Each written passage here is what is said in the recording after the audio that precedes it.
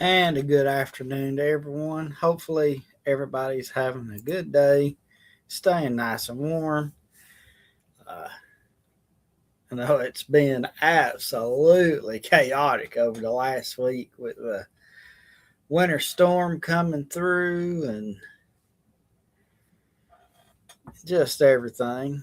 So, let's see who we got in here. Miss Rachel, it's good to see you. Thanks so much for coming in. Good to see you. Thanks so much for coming in. Good to see you, bro. Hopefully, y'all are staying warm. And hello, May. It's good to see you. Thanks so much for coming in. I really appreciate it. I didn't even have this one set up till like 5:45 because it slipped my mind again.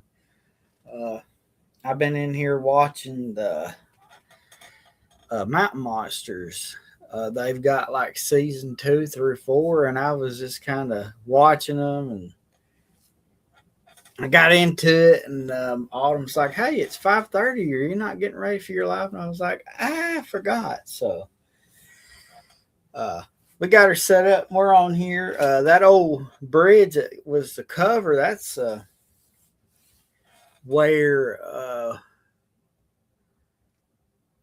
the Matheny's Creek, by the first original bridge that we did a story. I want to say last week or the week before, where the strains things is taking place. So that's the old bridge from there. I just thought that would be interesting to throw in here.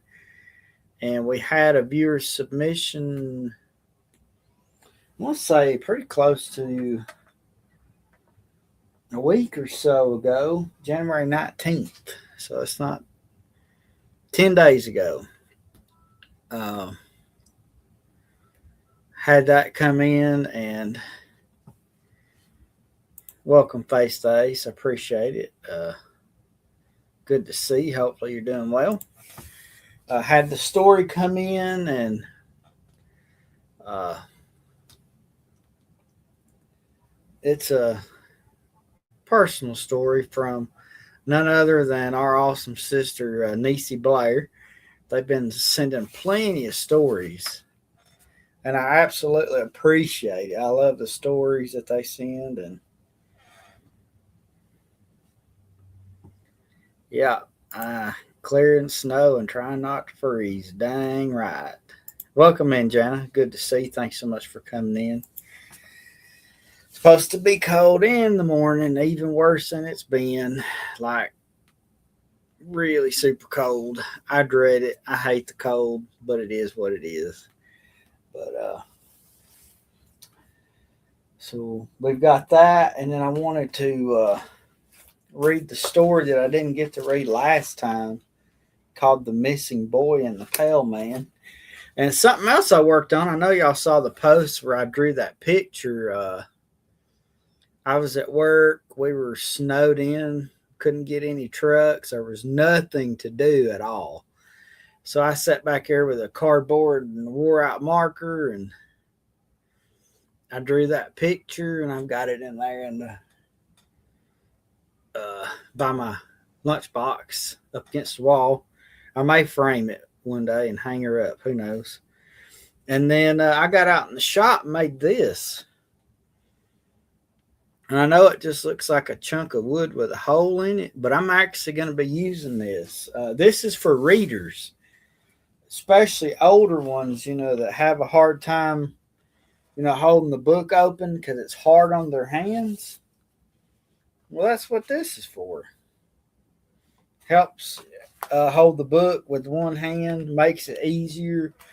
Uh, some people like to read a book, drink a glass of wine, and chill. Well, that's what this is for.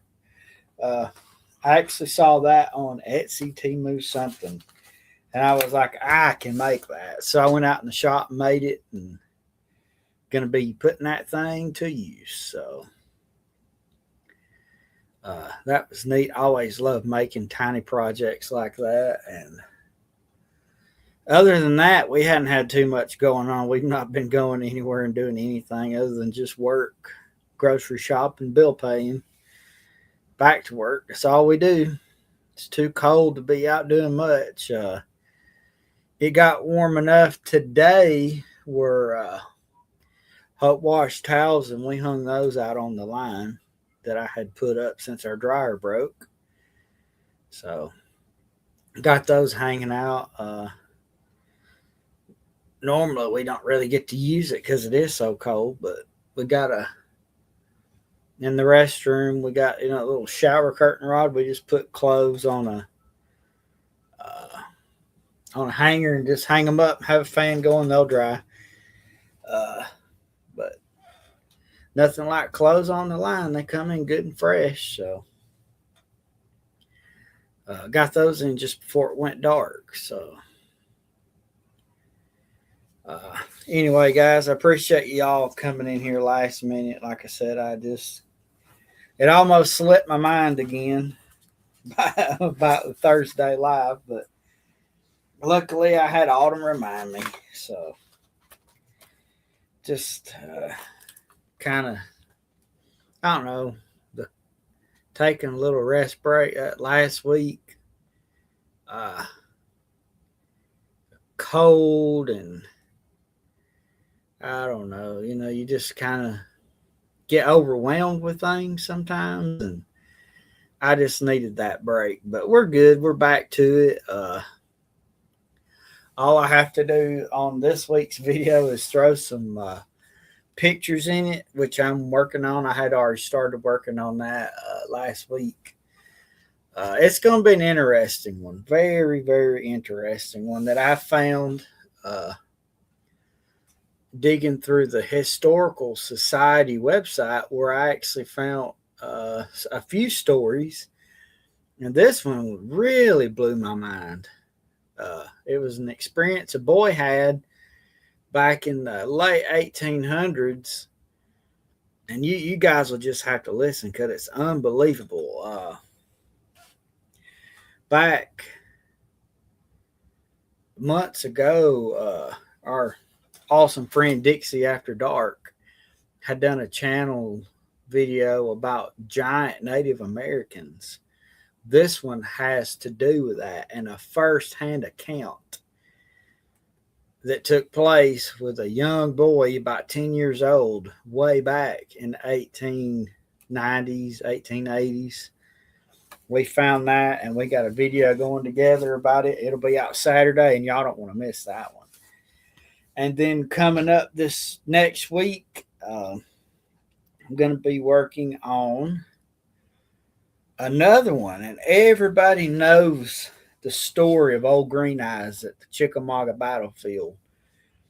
Well, this one is another creature that is there at the same battlefield, and every night it's told that this creature and Green Eyes battle it out, and they've been doing this for years. So you guys will have to chime in and listen to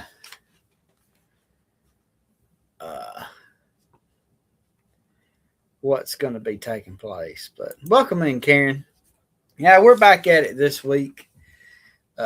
Hopefully back into things in full swing. But appreciate you coming in. It's really good to see you. We've got to go get back to the mailbox because I had somebody reach out and ask if we had got a piece of mail that they sent. And it's been so cold, we hadn't been down there. So we've got to get down there and check that out. So I don't think this coming Tuesday, I have to have Hope in Birmingham. She hasn't been to her doctor in 6 months, so we've got to get her down there. And hopefully this time, nothing goes wrong to stop it like it did last time where we lost all of our money. Hopefully nothing like that happens again. So I got the money in the bank account this time, and it's not overdraft $25. I got money in there for this trip. And I just have to go and have them put full coverage insurance on the car so we can rent a car and go to Birmingham. But other than that, we've got that coming up Tuesday. So I don't think it's going to interfere at all with the video for next Saturday, but we'll see. Anyway, all right, let me get off of this screen and we'll start with our email. Viewer submitted story, like I said, from our awesome sister, Niecy Blair. So let's see what she wrote. Niecy says in her email, "Hello, Stephen. Here's another story for you. This one is another doozy. It's about my grandfather on my dad's side. My grandparents lived only in two different places that I can remember. They lived on a huge farm which had a huge house that the owner let them live in as part of his work. That was really a blessing because we had just had a most horrible tragedy. One of my dad's sisters was in a horrible accident. She passed, and with 9 homeless children needing a place to go, Grandpa talked to his boss and asked him if they could stay, and of course the man said yes. Grandpa and Grandma took 6 of them for the remainder of their growing years. It was given to them by my other grandmother that took them in. Oh, the three, the last of the three that were left, their grandmother took them in for the remainder of their growing years. Now, for the second move, my grandparents were told early one morning when Grandpa went to work, he was told that the owner had passed. This is where we all tried helping during the growing season. That's when all my cousins taught me how to spike tobacco at only 5 years old. After all the years of harvesting was finished, he and Grandma were told they had to move. So Grandpa and Grandma found somewhere else to live. Grandpa still helped his boss's son on the farm. So my grandpa still went to work on that farm. This is where they lived when Grandma passed. This is the second house I remember them in. I've been out at that farm a few times. It was a nice house. It says, you can probably explain right on the fence what happens when grandchildren who won't stay away from their green apple tree. Sounds like they got into the apple tree. That's not a good time. Karen, it's about a 2 hour drive one direction for us.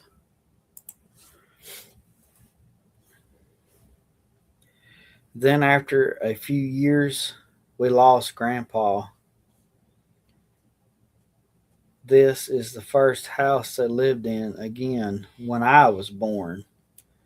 The old boss's son turned the farmhouse into a French restaurant. The first uh, farmhouse, neither of them did not pass at. They were in two different places when the house was remodeled into the restaurant. A lady I knew, her husband worked there. He told me there was an old man that he seen every night at one of the tables. Welcome in, Flying Squirrel. Good to see you. Thanks so much for coming in. Appreciate it. Let's see. Jerry said he always acted like he was drinking something or leaning over. looking down at the floor. He said no one could ever figure out what the old man looked like. I asked Jerry, did he lean over, and I showed him what Grandpa looked like when he did that leaning. He says that was exactly what he did. That was Grandpa drinking coffee and chewing tobacco.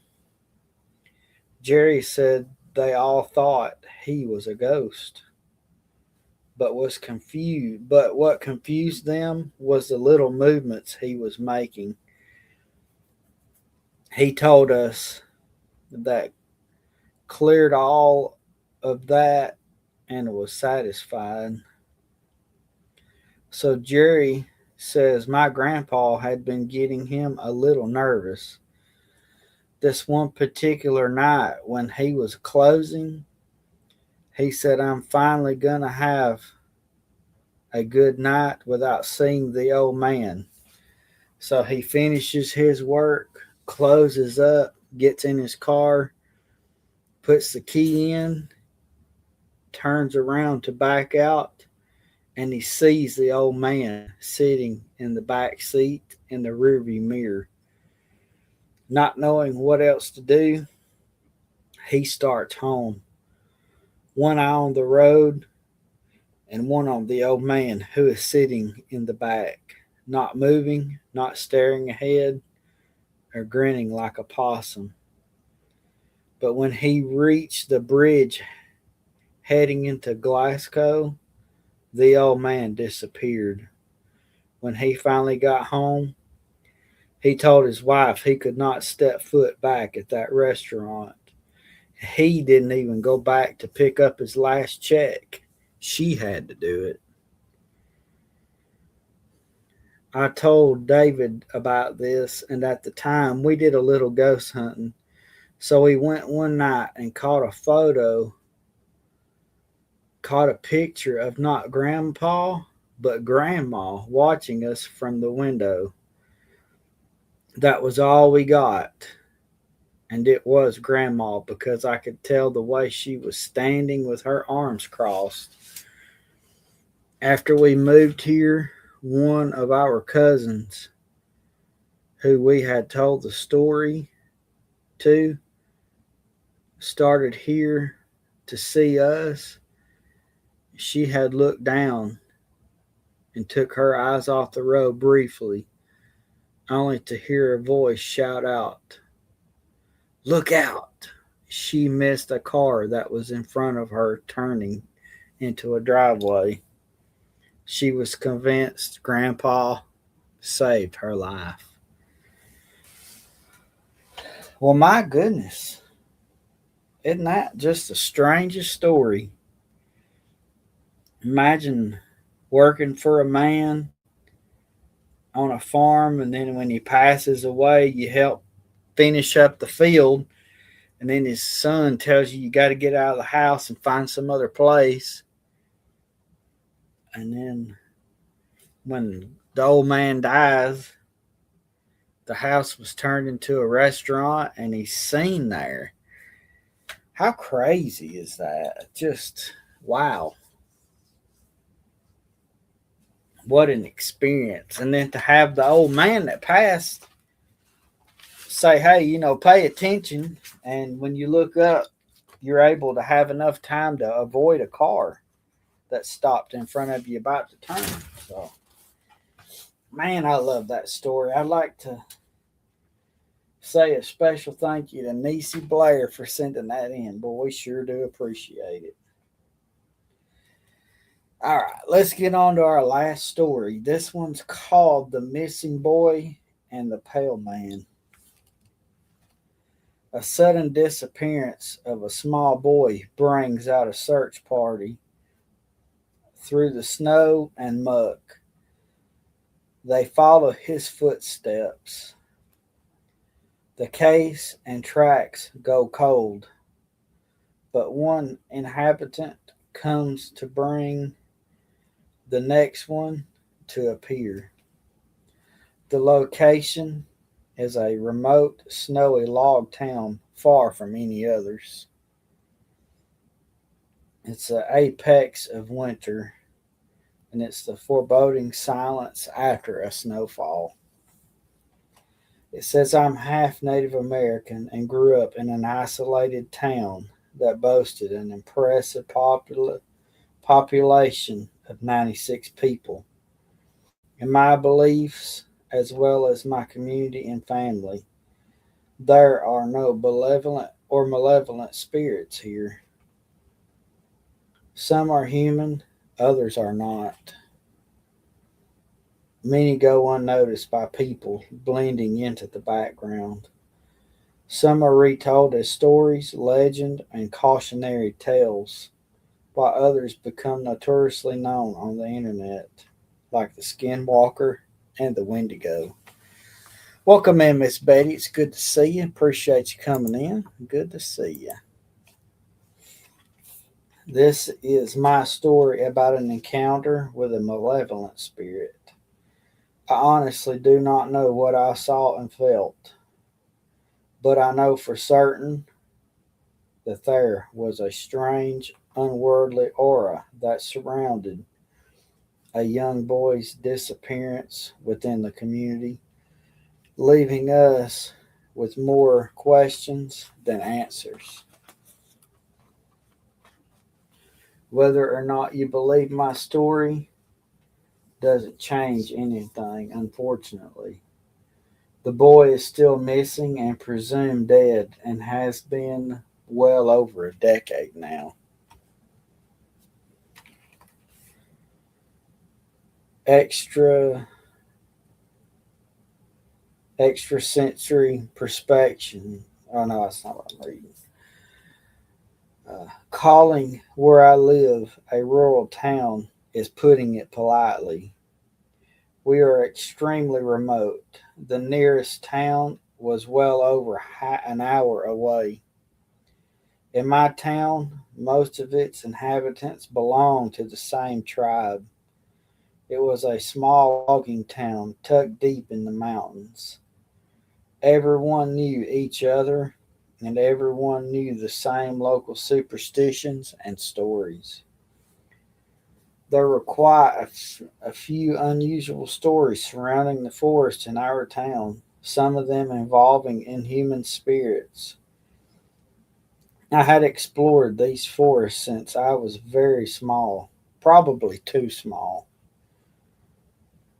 I have vivid memories of being alone in the deep forest at 3 and 4 years old, feeling completely safe as if there was a protective presence. I'd return time and time again to feel safe where the weight of negligible and abusive family lifted from my shoulders. There were other things in the forest that I can't really describe, but you live there. But when you live there, you learn over time how to read the forest, whether it was safe to be in or if you need to keep your wits about you. Occasionally, you could feel something in the dark edges waiting there, as if needing an invitation to come closer.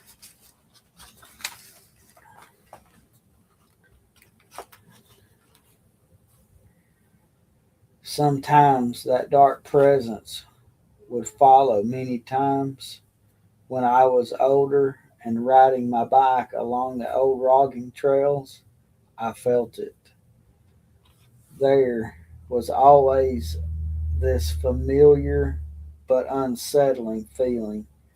Sometimes you could hear it call your name, but I never answered when it did. A nagging instinct inside me to warn against acknowledging it, speaking to it, or inviting it any closer. And then, as soon as it appeared, it was gone. The serenity from the forest would return. That was kind of unusual thing for most of the living there, especially the loggers. It was just one of those things we knew was unnatural, but something we lived with, keeping it on the outskirts until someone invited it in. The boy who went missing. I can't be sure what happened. I can only provide insights into the case based on my own encounters as well as the accounts and observations of others. On a winter's day, nearly 2 feet of snow fell overnight. The boy vanished. He uncharacteristically left his home that morning and simply disappeared. It caused immediate panic. A local search and rescue party had been mobilized before law enforcement could even reach us. The boy suffered from health problems and required medications to function correctly. Medications he uncharacteristically did not take with him.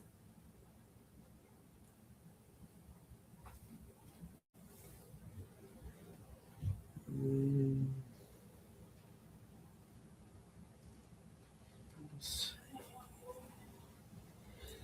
The last witness provided directions as to his whereabouts, and his footprints were promptly discovered in the snow. This is where things become strange. Law enforcement arrived, accompanied by additional search and rescue operatives.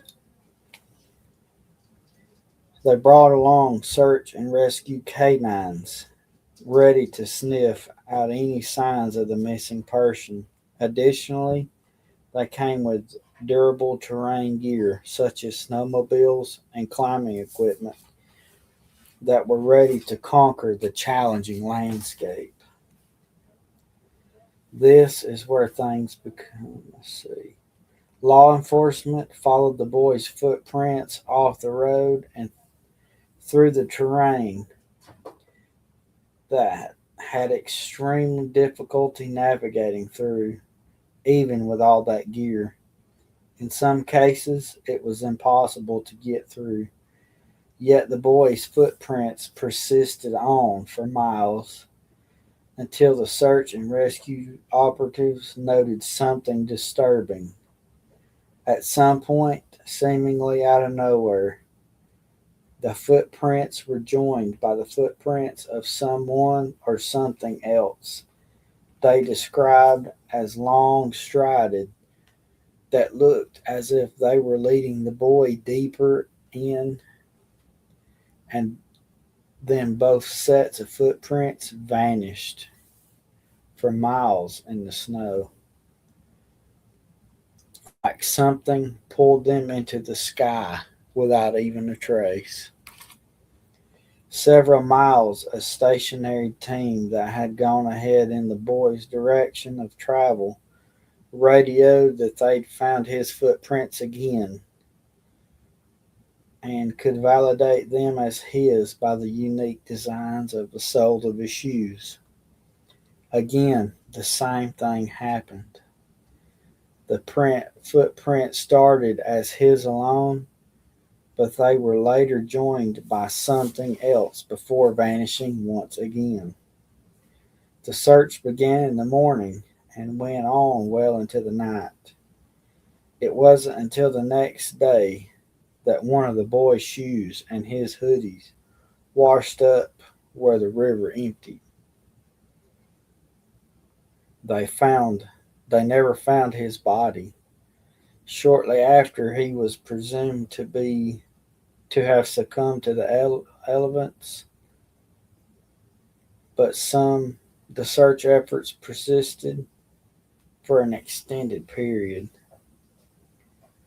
Earlier in the story, I mentioned locals could feel the forest and things present in it, including the dark presence that lingered just on the outreach following, speaking our names. After the boy disappeared, this thing was no longer on the outskirts. Its presence seemed to fuse with the forest itself. I mentioned that when I was younger, I would go into the forest and feel safe and secure. Shortly after the boy went missing, I went to visit my secret place in the woods. Like I had 1,000 times before, this time I could not. What I mean is that I got on the edge of our property and I could not force myself to pass through our gate into that forest. My body froze and trembled as if my heartbeat thudded loudly in my ears. My legs turned into jelly. The suffocating sense of doom felt like it was crushing the life out of me. To put it in layman's terms, I felt like if I were to go into the forest at that time, I was going to perish, that I would also be taken.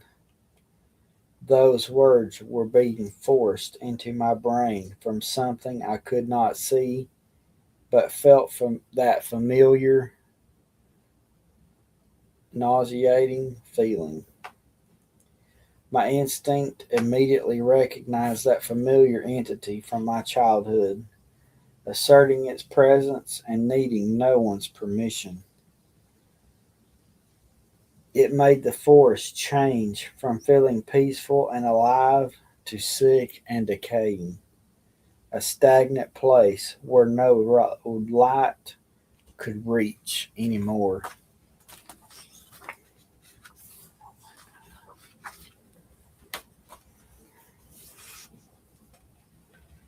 I tried to go back several other times, but I had the same reaction each time. Even my ex husband, when I took him there, had a similar reaction despite not giving him any backstory. He was a firefighter who specialized in woodland and forest fires, but even he stopped at the gate and silently stared into the trees. I could see goosebumps rising on the back of his neck. He even said he didn't know what it was, but felt like he was going to die if he went inside. Strange things kept happening after the boy went missing. Previously secure sections of the mountain road became plagued with one accident after another, as drivers claimed they had encountered a mysterious figure obstructing their paths or experienced sudden loss of control of their vehicle. People drink a lot in this area. The sad truth is that a lot of these same people drive themselves home after drinking. So many of the townspeople kind of struggle off the increase of car accidents and are tutored them to the local cafe, finally getting their liquor license. I thought this was closer to the truth myself until it happened to me. I was driving home from work. It was dark. Rounded a corner and spotted what I initially mistook for a small, thin, pale, and maybe unclothed individual standing near the road sign. I immediately glanced in the side view mirror of my car as I slowed down to get a better look to see if it was a person hurt or needed help, as it was below freezing and they looked very nude at first glance. But then I felt that familiar suffocating feeling of dread and nausea.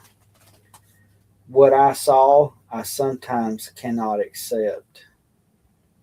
It was definitely humanoid, but there was something off about it. The more I looked at it, the more my instincts screamed it was not human. The skin appeared ghostly pale, with a texture remnant of well worn leather. Both the arms and the legs were excessively long, as were those fingers. The hands and feet of this thing were black, as if they had been caked in ash and coal from the fireplace. It had no hair, it had no ears, except what might have been holes where the ears once were. Where its eyes should have been was empty, but still reflecting the light of my car, like when you shine a light into a cat or dog's eyes in the dark. There was no nose and no lips. I hoped it was mud or coal covering its gaping mouth. I didn't know what I was looking at, but I know one thing: it was not human, and I got the hell out of there as fast as I could. It wasn't until I returned home and began sketching what I witnessed that I grasped the true height of this entity. A minimum of 7 to 8 feet, surpassing even our towering road signs designed for snowy conditions. When I searched for what I saw, the most of the results ported toward the rake, a ghostly cryptid that I had never heard of before. The images I found of it were eerily reminiscent of the thing I encountered. When I searched, let's see, similarly, those features can also fit true for the Wendigo. The Algonquian lore do not look like gangling men wearing a deer skull for a head, as they often were portrayed. But the geographical location isn't right. Even though I am from one of the Algonquin tribes, from where the lore originated.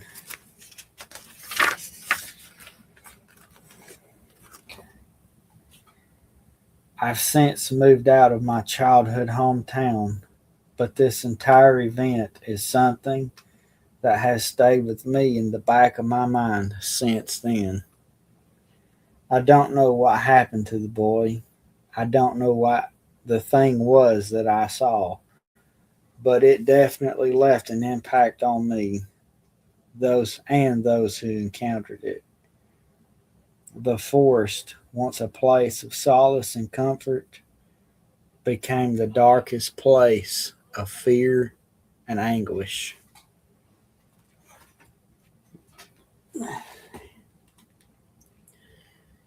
The Manigishi originated from the Native American Cree Nation, are believed to be mischief beings with a penchant for trickery, standing about 3 feet tall. They possess lanky frame with long arms and an unusual 6 fingers on each hand. However, their most distinctive character is their lack of nose, which is replaced by a smooth, featureless face. Their heads are disproportionately large, adding to their peculiar appearance. They also bear pale skin that is common with humanoid cryptids. According to the Cree legend, these creatures were created by great spirits as a test of the human gullibility and their trustfulness. They are known for the ability to shapeshift and deceive unsuspecting individuals. In modern times, the existence of these beings is often linked to the Dover Demon, a mysterious creature first sighted in 1977 in Dover, Massachusetts. The Dover Demon's description shares similarity with the Managishi, suggesting a possible connection between the two. However, the true nature and intentions of these beings remain shrouded in mystery, making them subject of fascination and intrigue. My goodness. Could you imagine that? Just driving home on your way from work and seeing a 7 or 8 feet tall, pale person with no clothes on, with super long arms. They don't have a nose, they don't have ears. Their eyes are just empty voids. That's, man, sounds like a creepy thing that I wouldn't ever want to see. Um, and then the unexplained story of the boy that's missing.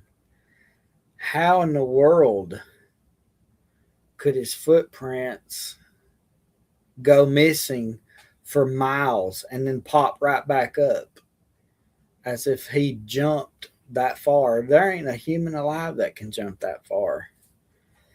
So, what exactly happened? Did this creature draw him in and then take him, and maybe he was running away from this creature and it got him and it jumped for that mile and he somehow got away, but at the end he still was taken by this creature? Who knows? Man, these stories tonight are absolutely strange. I really do appreciate Miss Nisi for sending that story in, and oh, I enjoy it. The one from the book, that was creepy. Uh, like I said, this video that we got coming Saturday is for the ones that came in at the end. It's a personal experience that a young boy had back in the late 1880s or 1890s that involves those massive native giants from folklore. Uh, it tells of his experience. And oh, well, I apologize for not saying hello because I missed you. Thank you so much for sending that story. It was really awesome. Appreciate it. Appreciate you and David a lot. I bet you're right, but the creature didn't leave any footprints. The creature did leave footprints, but where the boys was gone, so was the monsters. So who knows what happened? But like I said, that story that's coming up Saturday is going to be so interesting.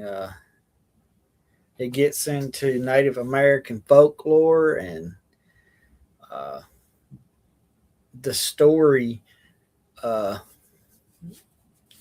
it has some proof.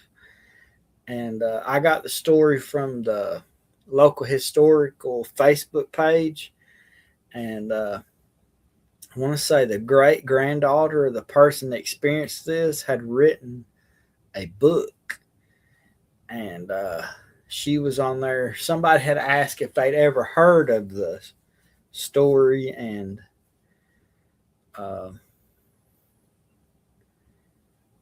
that this was a story that her grandfather told, and she wanted to know if it was true. And then the author of the book had contacted her and said, yep. And it was confirmed. And she had uncovered historical documents to a lost town. And it happened to be where uh, the 3 native giants were buried, which you can actually visit their grave today. You just have to find the place. It's not on any maps. You'd have to. I haven't even really found it myself, but sort of. I'd like to visit it. It's kind of like an hour away from us, so I don't know if we'll be able to or not. But uh, we got that one coming up, and then the story for the following Saturday is going to be involving old Green Eyes from the Chickamauga battlefield that so many people's written about. But there's a lesser known creature that keeps old Green Eyes at bay that we're going to be learning about. The story of this was submitted by our awesome brother Cody Lamb from Imaginary Appalachia. So cannot wait to share this. This story kind of blew me away. I've never heard this myself. So we'll have that coming, and hopefully I get it done. Like I said, Tuesday coming up, we have to take Hope to Birmingham for her appointment. So welcome in, Thomas. Thanks so much for coming in. It's good to see you.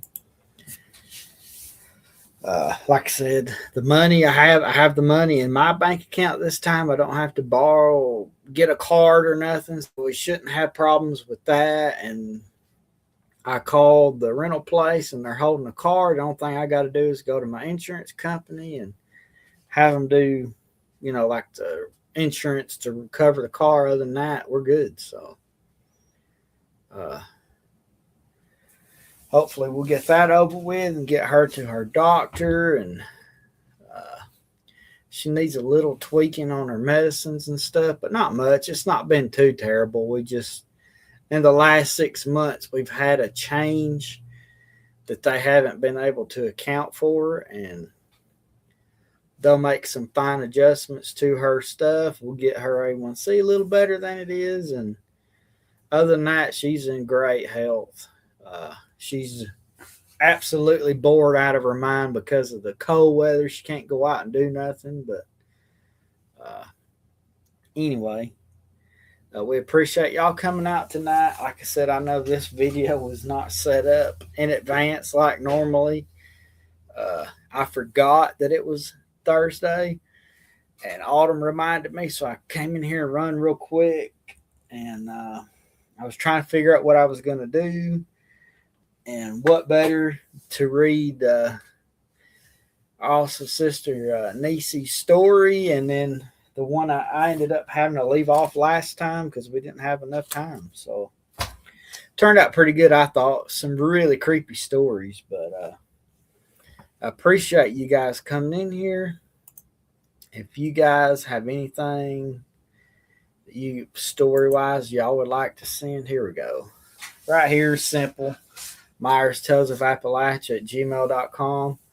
When you type this in, there'll be like a little box. It should pop up, and it should have the emblem that you guys see whenever I turn the camera off. You should be able to see that. So there's that. And I want to say Miss Betty said she had sent one, but I did not get it. I was trying to find her email to send her an email back, but I'm not sure what happened. I never did get it. I don't know if it just sent it somewhere else or what. But if you guys don't want to do the email, there's always the P.O. box. If you want to handwrite a story, it's P.O. Box 312. Scottsboro, Alabama 35968. So that's available too. We still have to go to the P.O. box. We had some cards and stuff sent that we got to go pick up. We have some in here. We're going to share that. I just hadn't had the time to share it with y'all, but we will. We'll definitely do so. Appreciate you guys. Thank y'all so much for everything that y'all do, and appreciate y'all sharing this with your friends and family. And commenting on all the videos and giving them the thumbs up and leaving us a comment about what you thought about them and all your ideas for other stories. I 100% appreciate you guys. We couldn't do it without y'all. And I guess until next week, we'll see y'all later. Bye, everybody. Have a good one. Thanks so much.